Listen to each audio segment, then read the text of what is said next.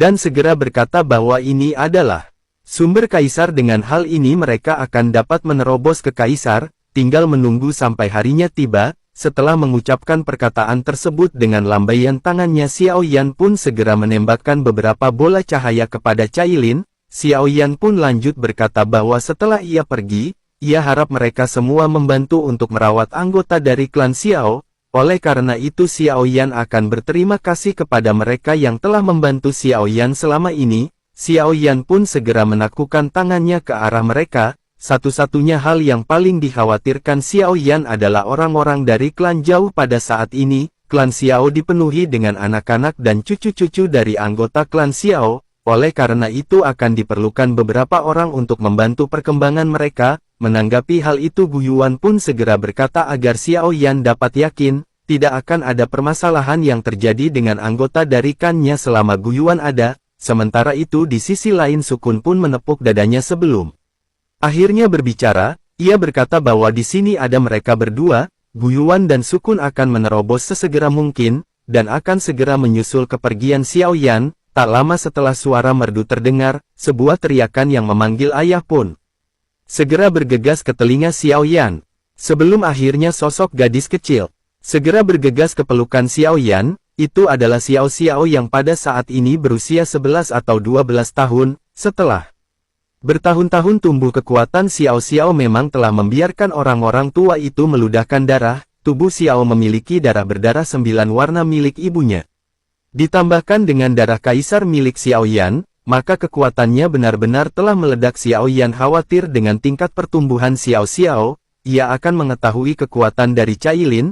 Xiao Yan pun segera membelai kepala Xiao Xiao dengan lembut, dan tersenyum. Setelah itu Xiao Yan pun berkata kepada Xiao Xiao, bahwa ayah akan kembali dan pergi. Oleh karena itu Xiao Xiao harus menjaga ibu untuk ayah. Xiao Xiao pun mengangguk dan berkata bahwa itu bukanlah sebuah masalah. Ayah dapat yakin bahwa Xiao Xiao akan menjaga ibu dengan baik. Setelah itu Xiao Xiao pun segera memberitahu Suner bahwa leluhur juga ikut datang. Xiao Yan pun segera menoleh ke arah yang ditunjuk oleh Xiao Xiao, yang terkejut setelah menyadari bahwa sosok tersebut adalah Yaulo. Sementara itu Yao walaupun tersenyum dan berkata agar Xiao Yan tetap hati-hati. Saat ini guru tidak bisa membantu Xiao Yan lagi. Tetapi setelah Xiao Yan keluar dan terkenal, biarkan guru ini pergi untuk melihat-lihat. Xiao Yan pun tersenyum setelah melihat gurunya yang tampak masih sama. Jadi Xiao Yan pun melambaikan tangannya dan bola cahaya segera bergegas menuju ke arah Yaulo. Xiao Yan pun segera berkata bahwa ia berharap guru akan dipromosikan ke awal kaisar. Yaulo pun segera melihat benda yang berada di tangannya, dan gelombang fluktuasi segera muncul di matanya.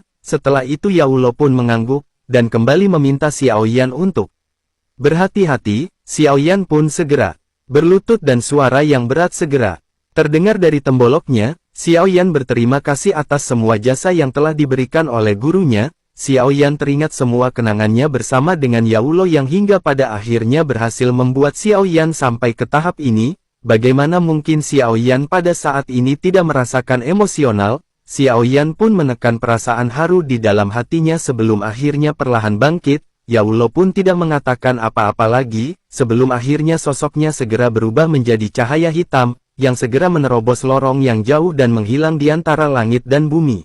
Xiao Yan yang muncul dalam kehampaan yang gelap. Di ruang ini ada fluktuasi energi yang sangat besar, bahkan memaksa kekuatan spiritual Xiao Yan menjadi sedikit goyah. Xiao Yan pun tidak berani cerobos sebelum akhirnya ia duduk bersila. Xiao Yan segera menekan kekuatan spiritual di dalam tubuhnya untuk melawan tekanan yang ada di ruang ini, benar-benar jauh melebihi imajinasi Xiao Yan. Pada saat ini Xiao Yan benar-benar mulai menjadi sangat terdistorsi. Xiao Yan tidak dapat membayangkan betapa mengerikannya energi yang berada di sini.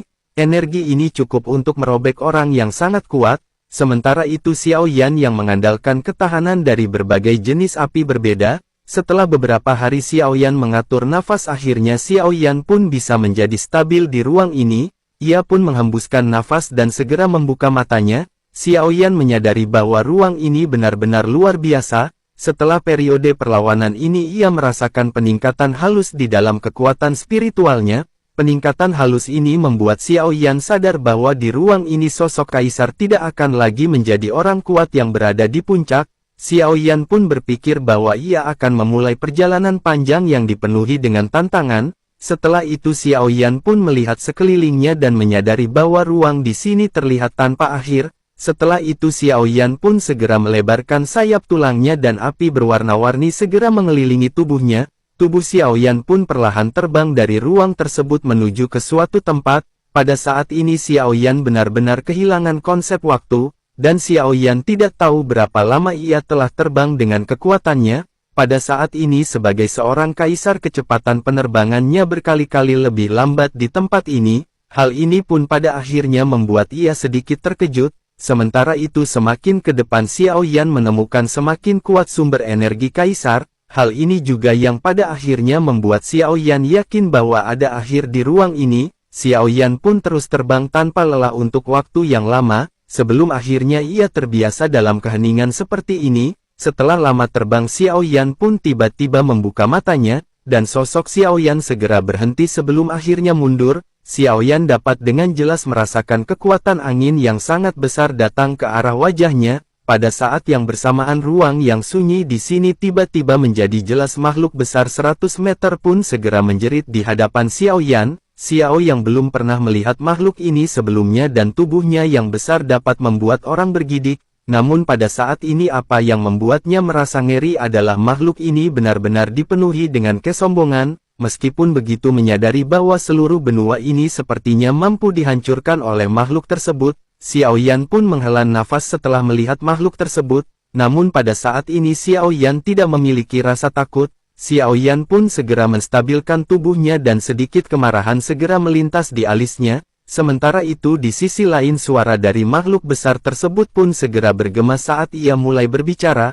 Ia berkata ke arah Xiao Yan bahwa ada kaisar yang baru saja datang, namun sepertinya hidangan saat ini tidak terlalu buruk. Xiao Yan pun mendengus dingin dan bertanya siapakah di antara mereka yang harus dimakan atau memakan. Xiao Yan tidak tahu monster jenis apa yang berada di hadapannya.